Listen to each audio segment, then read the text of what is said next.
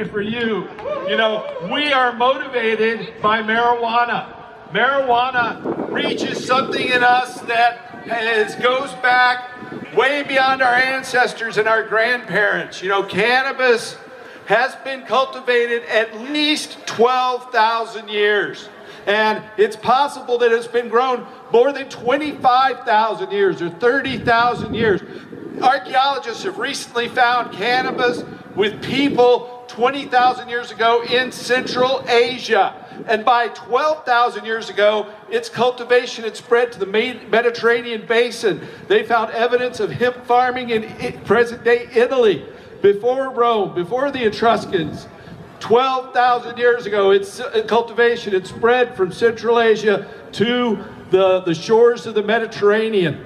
And you know, they say dogs were just domesticated about 7,000 years ago from the wolf, Canis lupus. And now we've been breeding dogs, and we have Chihuahuas, we have Poodles, we have Great Danes. They all came from the wolf. Well, we've been cultivating cannabis 2, 3, 4 times longer than we've been breeding dogs. And while we've changed dogs, we've also changed cannabis. And cannabis has changed us. In fact, the protein profile of hemp seed perfectly matches humans' nutritional needs, better than any other plant protein.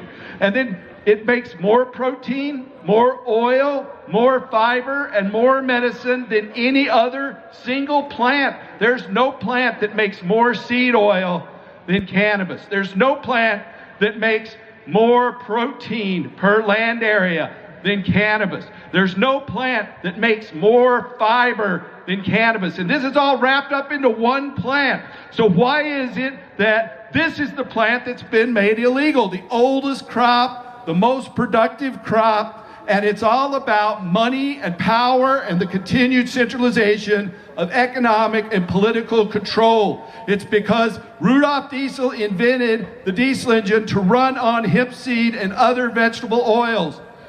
Henry Ford created a car where the body was made out of hemp seed oil and other plant matter and running on hemp seed and other plant oils. It's the people who brought us marijuana prohibition are the petrochemical, pharmaceutical, military, industrial, transnational, corporate, elite, fascist sons of a bitches, and we've got to take this plant back from them.